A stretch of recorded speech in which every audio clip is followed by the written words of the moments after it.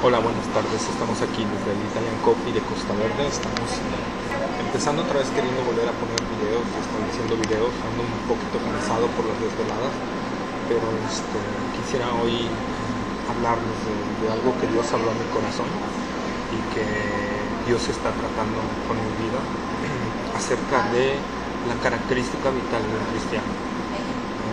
La característica vital de un cristiano. Bueno, entonces el tema que trataremos es el amor como el fruto más visto de un verdadero hijo de Dios. Para tratarlo vamos a tratar primero de Juan, capítulo 4, versos 7 y 8, por favor, donde dice: Amados, amémonos unos a otros porque el amor es de Dios. Todo aquel que ama es nacido de Dios y conoce a Dios. El que no ama no ha conocido a Dios porque Dios es amor.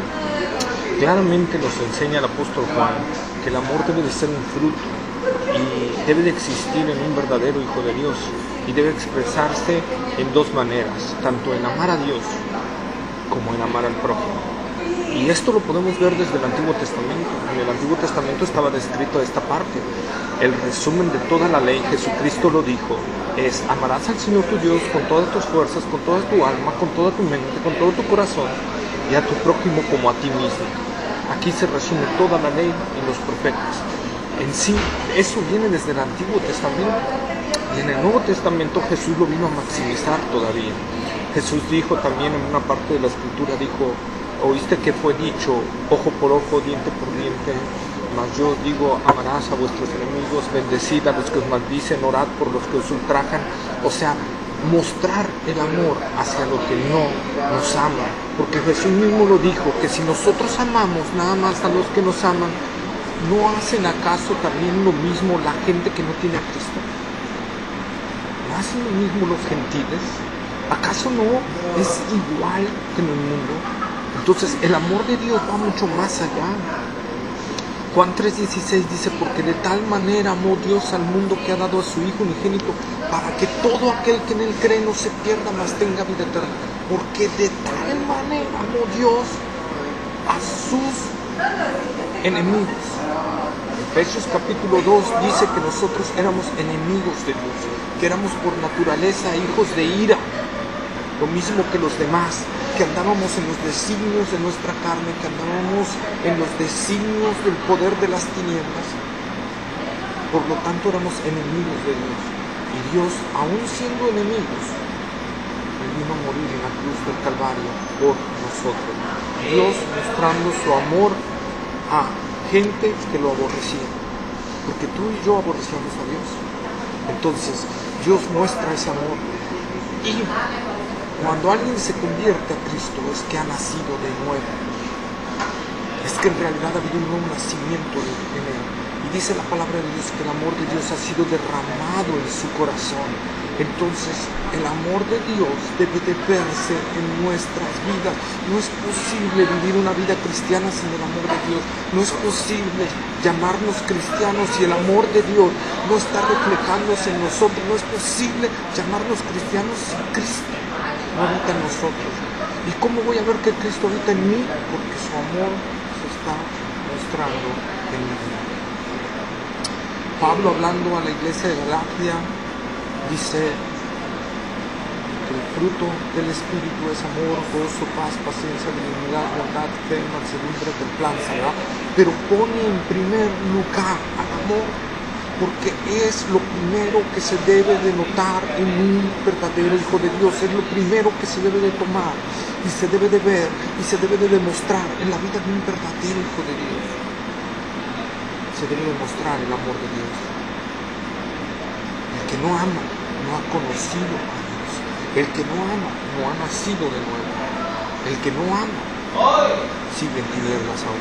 Está todavía en sus propios pecados, está todavía en sus propios delitos. Muchos de nosotros cuando conocimos a Dios vivíamos ese amor. Pero se ha marchitado debido a el pecado en nuestras vidas, debido a que ha entrado a veces soberbia dentro de nosotros, falta de humildad, ¿sí? Porque ha habido falta de perdón. Y déjame decirte esto, todo esto ha contristado al Espíritu Santo dentro de nosotros. Y si el fruto del Espíritu, parte del fruto del Espíritu, y la primero que ocupa el primer lugar en el fruto del Espíritu es amor, entonces cuando nosotros contristamos al Espíritu Santo, lo primero que se marchita es el amor. Si cuando en primer lugar el fruto del Espíritu está el amor, lo primero que se marchita es el amor. Y por lo tanto, si nosotros hemos dejado de sentir ese amor por las almas, hemos dejado de sentir ese amor por Dios, hemos dejado de que ese amor fluya hacia los demás, es porque o una de dos, o no hemos nacido de nuevo, o no somos de Cristo. Y si hemos nacido de nuevo y somos de Cristo, pero el amor de Dios nos está mostrando en nuestras vidas, amados en Cristo, necesitamos arrepentirnos de nuestros pecados y pedirles a Dios perdón. Necesitamos pedirle a Dios que nos perdone. Necesitamos volver a sentir ese amor de Dios. Ese amor que da más allá de lo que este mundo puede dar. El mundo también ofrece un amor. El mundo también ofrece un amor. Pero el verdadero amor es el amor de Dios. Por lo tanto, yo les pido que volvamos a ese amor. Señor. Pedro escribiendo a los expatriados, Pedro escribiendo ahí a la iglesia, dice en 1 de Pedro 4:8, y ante todo, tened entre vosotros ferviente amor, porque el amor cubrirá multitud de pecados.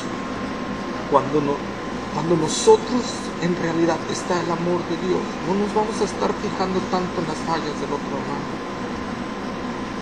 Vamos a estar fijándonos que Él es un hijo de Dios y que le amamos porque Dios nos amó y nos ha perdonado más grandes cosas a nosotros que a Él.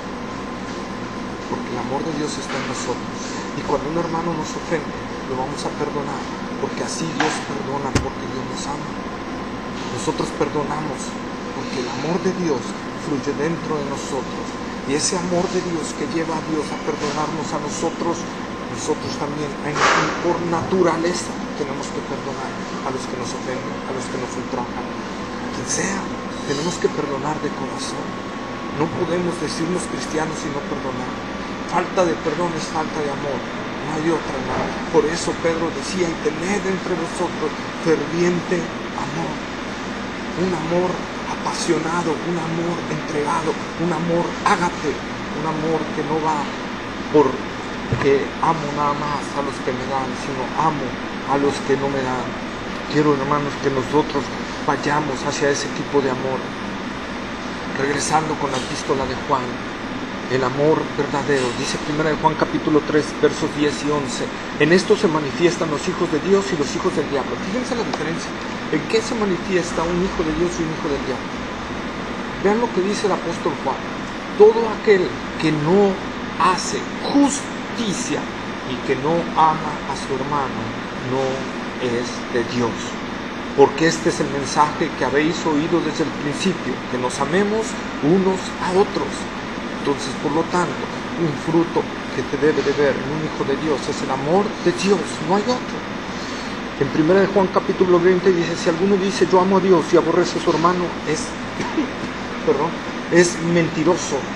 Pues el que no ama a su hermano, a quien ha visto, ¿cómo puede amar a Dios a quien no ha visto?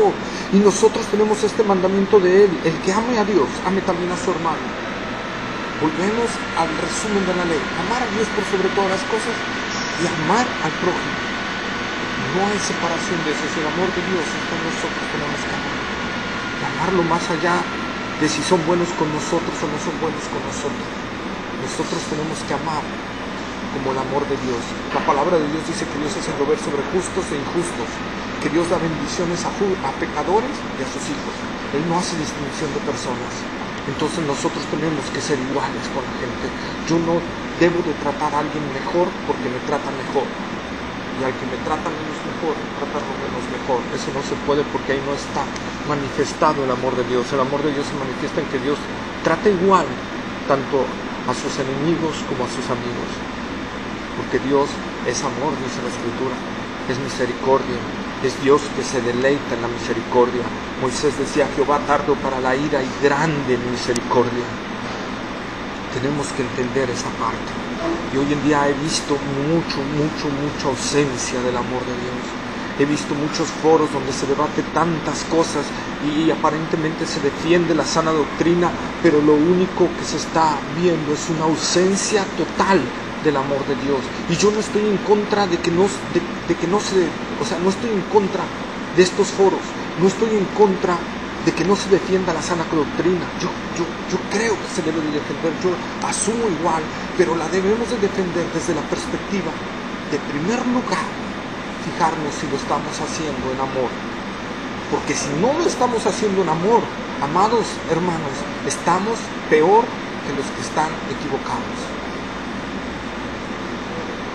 Nos estamos creyendo muy sabios y somos muy tontos, porque la principal característica que debe haber en nosotros es el amor. Y debemos de buscar defender la verdad con miras de restaurar a la gente, con miras de amar a la gente, con miras de que esa alma que está extraviada regrese a la verdad, con miras, como decía el apóstol Pablo a Timoteo: corrige con mansedumbre a los que se oponen, por si quizás Dios les conceda que se arrepientan, pero tiene que corregirlo con mansedumbre. O sea, mansedumbre va ligada al amor. Tienes que ver que esa es un alma perdida, igual que tú, cuando tú andabas sin Cristo, y que solo por la gracia de Cristo y el amor de Dios, tú estás ahorita en Cristo. Tú no tienes nada a favor más que la gracia y el amor de Dios. ¿Por qué no mostramos ese amor sobre la gente que está errada? Defendamos la verdad, pero defendámosla bajo la bandera del amor, con amor, buscando restaurar a esa gente, viéndolas como almas perdidas que van directo al infierno. No podemos, como hijos de Dios, verlos de otra manera, no podemos percibirlos de otra manera. Si lo estamos percibiendo de otra manera, aguas. ¿Por qué? Porque la ausencia del amor de Dios indica que algo está mal en nuestra vida espiritual. No hay de otra, hermano. Si tú no estás mostrando el amor de Dios, es que estás enfermo espiritualmente o estás muerto espiritualmente. No has nacido de nuevo. No hay de otra.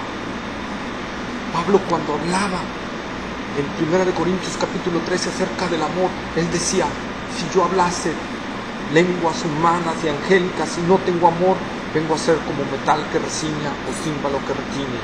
¿Qué quiere decir? Que el amor está por encima de los dones. ¿Qué quiere decir?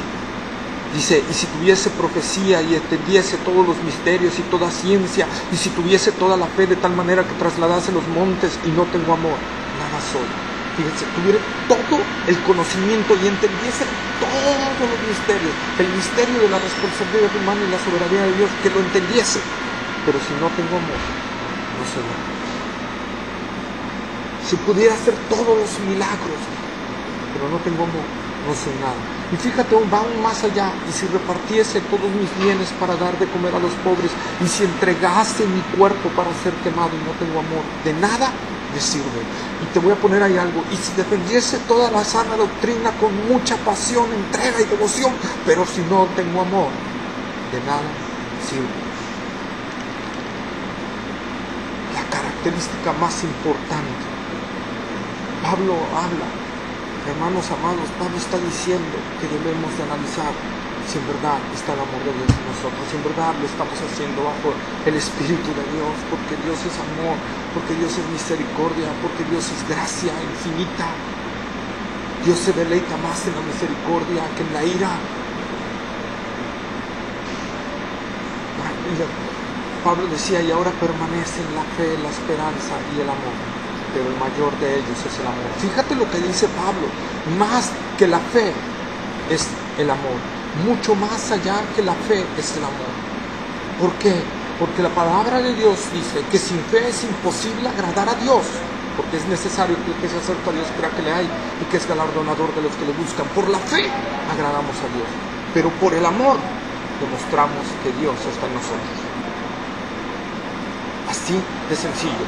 Es más, el apóstol Pablo dice que la fe que obra por el amor. Ahí podemos ver la fe ligada al amor. El amor debe empujar a la fe. No hay de otra, hermanos. Si no está el amor de Dios en nosotros, no hay nada, no tenemos nada. No tenemos más nada, no hay más. No hay más. Ahora sí, analicemos si en verdad estamos en el amor de Dios. Analicemos si en verdad el amor de Dios está tocando nuestras vidas e inundando nuestras vidas. Y si no, es momento de pedir perdón. Es momento de arrepentirnos y ver en qué le hemos fallado a Dios. Ver por qué hemos contristado al Espíritu Santo y renunciar a eso y ir a la presencia de Dios pidiéndole perdón. Porque la palabra de Dios dice que tenemos entrada libre al trono de la gracia para hallar oportuno socorro. Y que si confesamos nuestros pecados, Él es fiel y justo para perdonarnos y limpiarnos de toda maldad. Y una vez que nos hayamos arrepentido, pidámosle a Dios que nos llame ese amor. Pidámosle a Dios que nos devuelva ese amor. Porque sin amor no somos nada. No somos nada. A veces actuamos como los apóstoles. ¿Te acuerdas cuando iban a una provincia samaritana y pasaron por ahí, pero como los samaritanos vieron que iban rumbo a Jerusalén, Jesús y sus discípulos no los recibieron, los rechazaron? Jacobo y Juan se enojaron bastante y le dijeron: Señor, ¿quieres que descendamos fuego del cielo y lo consuma? Y que Jesús les dijo: sí, así háganlo, así. No, dijo: ¿qué acaso no entienden de qué espíritu son ustedes? Yo no he venido a condenar a la gente, yo he venido a salvar a los pecadores. Nosotros tenemos que ver ese punto. ¿De qué espíritu eres? ¿Eres del espíritu que quiere condenar a la gente o eres del espíritu que quiere salvar a la gente? Medítalo, óralo, arrepiéntete si estás mal como yo lo he tenido que hacer. Pídele perdón a Dios y te invito a que goces del amor, la paz y la gracia de Dios. Dios te bendiga, amado hermano, amado en Cristo. Y si tú no eres cristiano, te ruego con todo mi corazón que ores a Dios y le pidas perdón por todos tus pecados y que confíes en la gracia de Jesucristo. Al corazón contrito y humillado no despreciarás tú, oh Dios, dice la palabra. Si tú te humillas delante de Dios, si tú te humillas, Dios te va a oír. Dios te bendiga. Estaré orando por ustedes. Amén.